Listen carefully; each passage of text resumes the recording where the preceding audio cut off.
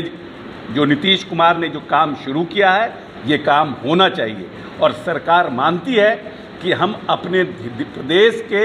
लोगों के हित के लिए योजना बनाने के लिए ये काम अत्यंत आवश्यक है। बड़ी आबादी इस प्रदेश में इसके पक्ष में है। जो लोग साजिश कर रहे हैं पर्दे के पीछे से, उनकी साजिशें नाकाम होगी। और अभी भी जिस तरह का हाईकोर्ट में रोक के बाद जिस तरह का बयान आ रहा है, कहीं पे इशारा और कहीं पे निगाहें और कहीं पे इशारा, उनके बयान से साफ झलक रहा है। भारतीय जनता पार्टी कहीं पे निगाहें कहीं पे इशारा का काम कर रही है। इसीलिए भारतीय जनता पार्टी क्या कहती है और क्या करती है उस पर हमारा बहस नहीं है। हमारा बहस है कि हम किनके साथ, हमारा कमिटमेंट है, हम क्या चाहते हैं और हमारी नीयत क्या है। नीतीश कुमार ने इस प्रदेश में जब से 17 वर्षों में जिन भी योजनाओं का निर्माण किया है, उससे जो पिछले पायदान पे लोग खड़े हैं उनको कैसे आगे ले आया जाए, उसके लिए योजनाओं का निर्माण किया है। और सभी सरकार को ये अधिकार है कि उनके प्रदेश में भीख मांगने वाले लोग कौन हैं, फुटपाथ पर रहने वाले, सब्जी बेचने वाले लोग कौन हैं, वो किस जाति के आते हैं, इस प्रदेश में मजदूरी करने वाले लोग कौन हैं और वो किस जाति से आते हैं। जो पलायन हो रहा है इस प्रदेश में मजदूरों का, उनकी जाति क्या है, इसके लिए भविष्य में हम क्या योजना बनाएं, इस सरकार को जानने का अधिकार है। हम लोग पूरी तरह से न्यायालय को संतुष्ट करेंगे और हमें पूर्ण भरोसा है कि न्यायालय हमारे पक्ष में आदेश देगा। रोक अभी अंतरिम रोक है और अभी पूरी तरह से रोक नहीं लगाया गया, अभी अंतरिम रोक लगाया गया है।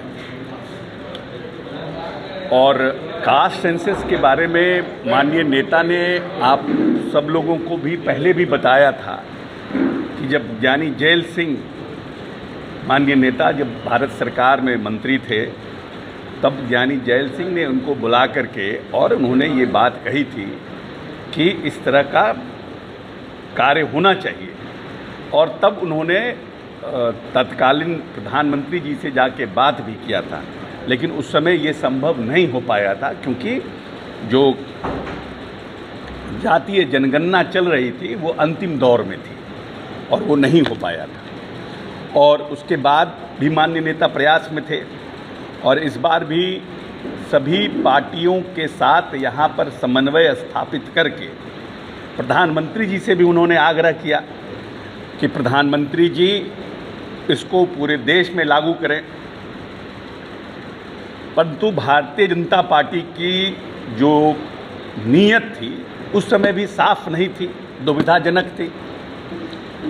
और अभी भी जिस तरह का हाईकोर्ट में रोक के बाद जिस तरह का बयान आ रहा है, कहीं पे इशारा और कहीं पे निगाहें और कहीं पे इशारा, उनके बयान से साफ झलक रहा है। हम लोग जो दलित पिछड़ी जाति के लोग हैं, ये प्रदेश पूरे देश में सबसे हाईली पॉपुलेटेड, सबसे ज़्यादा जनसंख्या वाला प्रदेश है क्षेत्रफल के हिसाब से। और हम हमेशा चाहते हैं, हमारी सरकार और हमारे नेता, कि जो बड़ी आबादी इस प्रदेश में रहती है, चाहे वो पिछड़ों की हो या अगड़ों की हो, क्योंकि कभी न कभी बीच बीच में ये बातें उठती रही है कि आर्थिक रूप से जो लोग पिछड़ गए हैं, जिनके बाप दादा के पास कभी एकड़ों ज़मीन होती थी, अब उनके परिवार में बंटवारा होते होते सब लोग हैं तो अब अपर कास्ट के, लेकिन उनकी आर्थिक स्थिति खराब हो गई। इन सब चीज़ों के लिए सरकार ने ये काम शुरू किया था और इस काम के माध्यम से जानना चाह रही थी कि जो बड़ी आबादी इस प्रदेश में रहती है,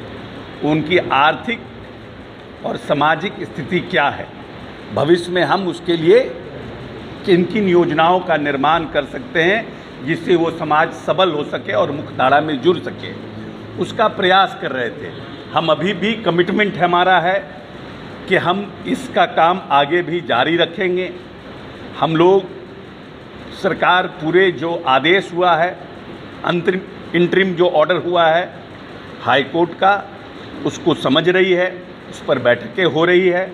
और निश्चित रूप से इस पर कोई न कोई रास्ता, मजबूत रास्ता कैसे निकले, इसका निर्णय सरकार करेगी और हाई कोर्ट में भी मजबूती से अपनी बातों को रखेगी। जो लोग साजिश कर रहे हैं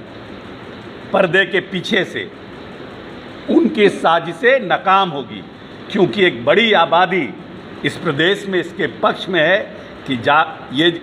जो नीतीश कुमार ने जो काम शुरू किया है, ये काम होना चाहिए और सरकार मानती है कि हम अपने प्रदेश के लोगों के हित के लिए योजना बनाने के लिए ये काम अत्यंत आवश्यक है।